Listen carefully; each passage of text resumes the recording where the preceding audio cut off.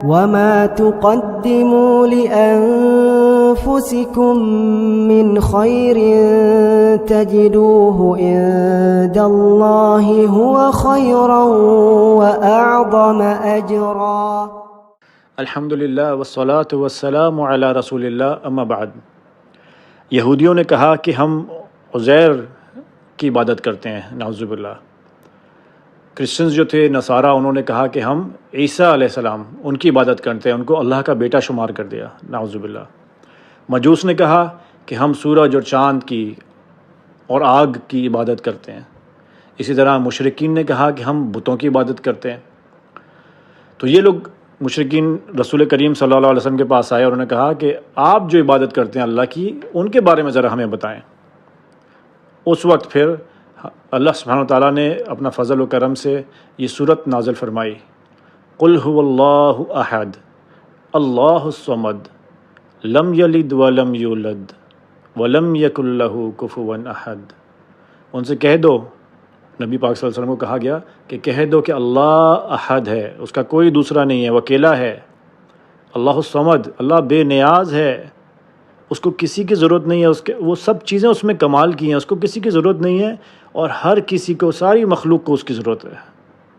لم یلد ولم یولد، نہ ہی اس نے کسی کو جنا ہے، نہ ہی وہ کسی سے جنا گیا ہے. یعنی اس کی نہ کوئی اولاد ہے، نہ ہی وہ کسی کی اولاد ہے، نہ ہی کوئی صاحب ہے اس کا، نہ کوئی رشتہ دار ہے. ولم یکن لہ کفوا احد، اور اس کے جیسا کوئی نہیں ہے، اس کی کوئی مثل نہیں ہے، اس کا کوئی صاحب نہیں ہے، اس کے جیسا کوئی نہیں ہے. یہ مفہوم ہے. تو یہ پیاری صورت اس وقت نازل ہوئی. اور یہ صورت کے بارے میں تو یہ کلپ بہت چھوٹی ہے، اس میں بتا نہیں سکیں گے زیادہ، لیکن اس کے فضائل بہت زیادہ ہیں، اور یہ اللہ کو بہت محبوب صورت ہے، بہت پسند ہے یہ صورت. ایک بار رسول کریم صلی اللہ علیہ وسلم نے صحابہ کو کہا کہ جمع ہو جاؤ، آج میں تم لوگ کے اوپر 1/3 قرآن کی تلاوت کروں گا. صحیح مسلم کی حدیث ہے. تو صحابہ جو لوگ جمع ہو سکے وہ جمع ہو گئے. رسول اللہ صلی اللہ علیہ وسلم باہر آئے اور انہوں نے سورہ اخلاص کی تلاوت کی، قل هو اللہ احد کی، اور پھر وہ اندر چلے گئے. تو صحابہ بھی سوچ رہے تھے کہ یہ کیا رسول کریم صلی اللہ علیہ وسلم نے کہا تھا، وہ تو 1/3 آف دا قرآن کی تلاوت کریں گے، شاید ہو سکتا ہے آسمانوں میں سے کوئی خبر آئی ہو اس لیے وہ اندر چلے گئے ہوں، یعنی وہی آئی ہوگی. پھر رسول اللہ صلی اللہ علیہ وسلم واپس آئے تو انہوں نے کہا کہ کیا میں نے تم سے کہا نہیں تھا کہ میں 1/3 قرآن کی تلاوت کروں گا؟ یقیناً یہ 1/3 قرآن کے برابر ہے یہ صورت قل هو اللہ احد. سبحان اللہ. ایک بار رسول کریم صلی اللہ علیہ وسلم نے فرمایا صحابہ سے، یعجز احدکم ان یقرأ فی لیلۃ ثلث القرآن، کیا تم میں سے کوئی عاجز آ جاتا ہے، کوئی ویک ہے اتنا کہ وہ ایک رات میں 1/3 آف دا قرآن نہ پڑھ سکے، 1/3 قرآن نہ پڑھ سکے؟ تو صحابہ نے کہا کیف یقرأ، یعنی ہم کیسے 1/3 آف دا قرآن پڑھ لیں ایک رات میں، اتنا زیادہ پڑھیں؟ تو رسول کریم صلی اللہ علیہ وسلم نے فرمایا قل هو اللہ احد تعدل ثلث القرآن، قل هو اللہ احد برابر ہے 1/3 قرآن کے، is equal to 1/3 of the Quran. صحیح مسلم کی حدیث ہے، صحیح حدیث ہے. اور مطلب اس میں چلتے جائیں تو اس کے اور بہت فائدے ہیں. اس کی وجہ سے صحابہ سے اللہ نے محبت کی. ابھی ہم اس میں نہیں جائیں گے، لمبا ہو جائے گا. لیکن ایک اور واقعہ اسی طرح، ابو سعید خدری رضی اللہ تعالیٰ عنہ جلیل القدر صحابی ہیں، وہ کہتے ہیں کہ ایک آدمی نے دوسرے آدمی کو سنا کہ وہ سورہ اخلاص قل هو اللہ احد پڑھ رہا تھا اور اس کو بار بار پڑھا تھا. تو اس نے بھی یہ سوچا ہوگا غالباً کہ باقی قرآن تو پڑھ نہیں رہا، بس قل هو اللہ احد یہ والی صورت پڑھتے جا رہا ہے، وہ اس کو ریپیٹ کر رہا تھا.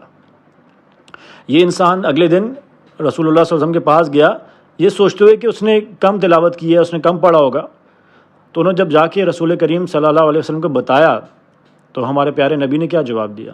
انہوں نے کہا والذی نفسی بیدہ انہا لتعدل ثلث القرآن، اس ذات کی قسم جس کے قبضے میں میری جان ہے، بے شک یہ صورت 1/3 قرآن کے برابر ہے. سبحان اللہ.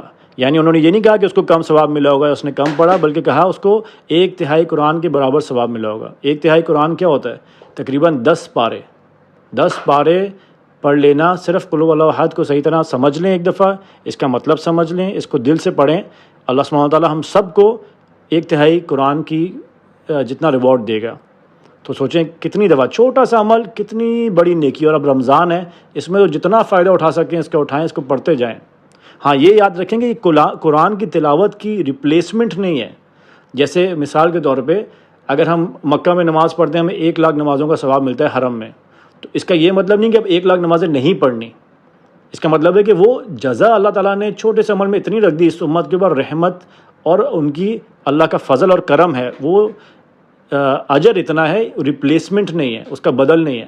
اسی طرح سورہ اخلاص جو ہے اس کا اجر بہت زیادہ ہے، لیکن وہ ریپلیسمنٹ نہیں ہے کہ اس کے بعد آپ قرآن نہ پڑھیں۔